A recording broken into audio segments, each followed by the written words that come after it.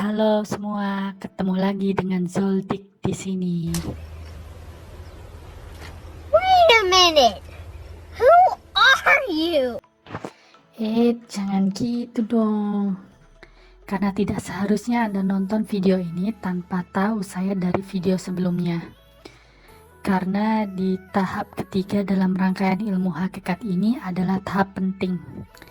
Bila Anda memang mematuhi saran saya untuk menonton level by level atau step by step, seperti naik tangga dari ilmu hakikat 1 part 1 sampai ilmu hakikat 2 part 5, maka Anda sudah dipastikan masuk dalam ilmu hakikat atau sudah bisa keluar dari ilmu syariat menuju tahapan ilmu yang lebih tinggi, yaitu ilmu hakikat. Nah, kali ini kita akan membahas sesuatu yang cukup mencengangkan, yang dulu saya tidak menganggapnya sebagai sesuatu yang masuk akal.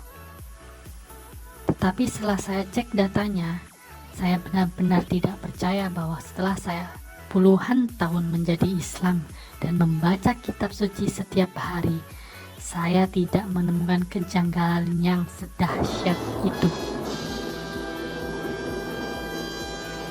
Kita akan membahas tentang surat Al-Kahf atau Al-Kahfi, surat ke-18 ayat ke-86.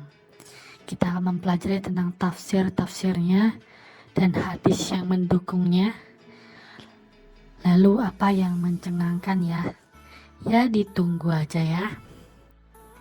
Nah, ini adalah surat Al-Kahfi ya, dari Sumbul Al-Bayan. Nah, ini terjemahannya cukup bagus nih.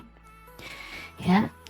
Hatta idza balagha maghribasy syamsi dan seterusnya ya.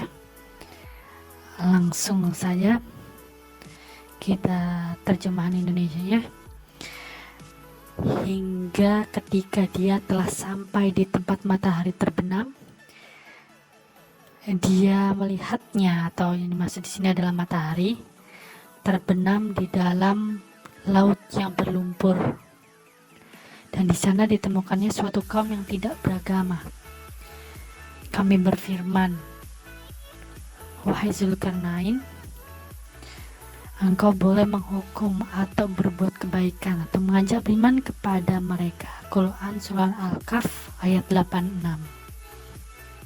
Nah, kita akan mencoba untuk mencari tahu nih, apakah memang benar Al-Quran mengatakan bahwa matahari keluar terbenam dari lumpur hitam ya. Di sini kan ada orang yang mengatakan memang itu makna aslinya, tetapi ada juga yang mengatakan bahwa itu metafora, seolah-olah Zulkarnain melihat keluar dari lumpur hitam. Tapi kenapa harus hitam gitu kan? Kita ngebayangin hitam itu kan lumpur yang becek, yang hitam gitu kan. Nah, di sini ada beberapa dalam Islamnet mengatakan bahwa memang Al-Quran mengatakan bahwa matahari keluar dari Moody Spring ya. Di sini mereka ngebahas tentang tata bahasanya, dan bahkan mereka juga membahas tentang, diberikan tabelnya ya, tentang tabel-tabel masing word usage, kegunaan kata-kata. Ada isim makan dan isim zaman. Nah, dalam hadis itu digunakan penggunaannya apa gitu kan.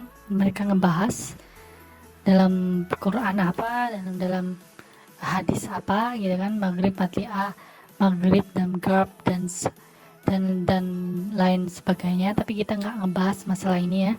Kita akan ngebahas tentang tafsir. Apakah tafsir-tafsir ini mengatakan bahwa matahari keluar dari lumpur? Bila iya, tahun berapa dan kapan mulai dirubahnya? Dan kita juga akan ngebahas tentang hadis. Apakah ada hadis yang mengatakan bahwa matahari keluar dari lumpur?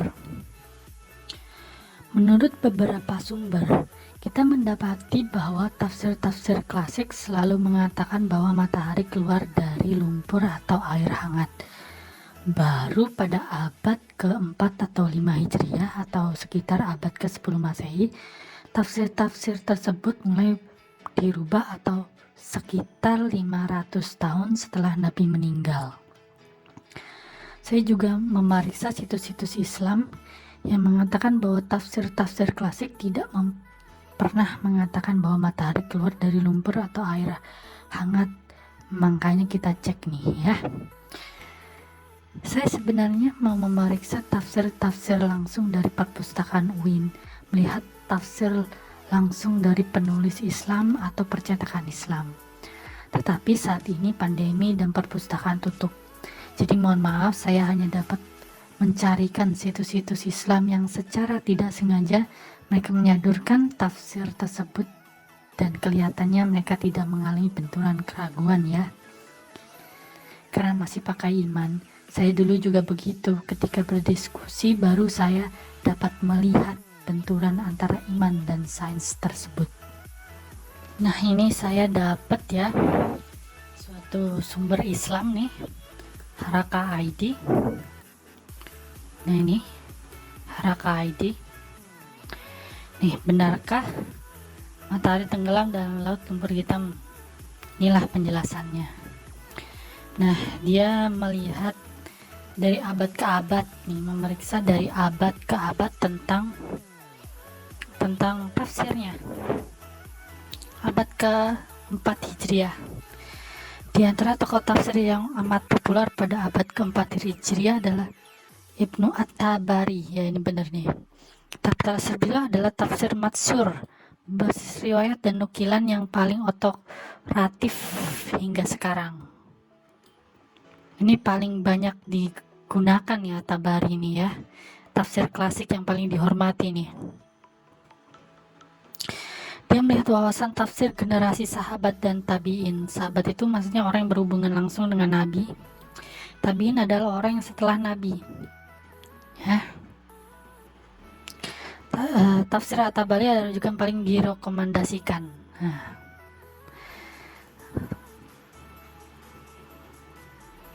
Berdasarkan cara bacaan pertama, maka ia diartikan bahwa matahari tenggelam dalam laut yang berlumpur, atau lebih jelas lagi lumpur yang berwarna hitam. Pendapat ini didasarkan pada keterangan At-Tabari yang merupakan pendapat dari Ibnu Abbas, Al-Ahbar, Al-Mujahid. Ini Al-Mujahid juga dia buat tafsirnya ya. Dia murid dari Ibnu Abbas. Ibnu Abbas adalah sepupu Nabi, jadi dia sahabat sepupu Nabi, langsung bertemu dengan Nabi. Dan Qatadah ya, ini ya, jadi dia mengatakan bahwa matahari keluar dari lumpur atau air yang panas. Jadi mereka memperdebatkan antara air panas atau lumpur, tapi dua-duanya sama-sama salah ya, karena harokatnya beda tuh. Kelima Hijriah. Nah, di lima adalah ulama tafsir yang paling populer adalah Imam Al-Mawardi. Nah, dia adalah ulama besar Syafi'i, tafsir yang masih cukup populer hingga sekarang.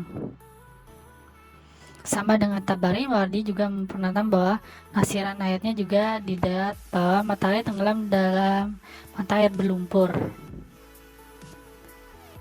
Matahari tenggelam dalam tanah lumpur yang berwarna hitam. Tenggelam dalam lautan yang panas. Nah, kemudian abad ke-6 Hijriah,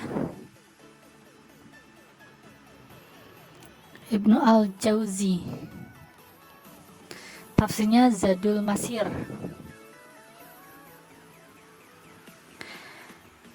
Nah, ini dia masih masuk pada matahari tenggelam dalam lautan berlumpur atau matahari tenggelam dalam lautan yang panas.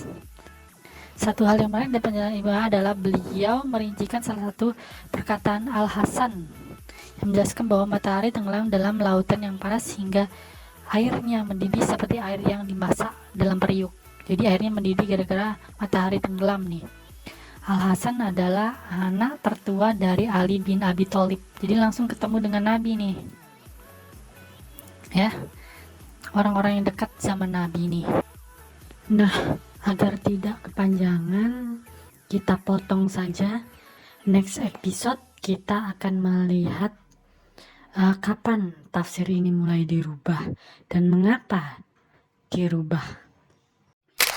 So, tetaplah pada channel ini, karena kebenaran itu tidak datang pada orang-orang yang berintelektual, namun justru kadang kebenaran itu datang pada orang-orang yang berani.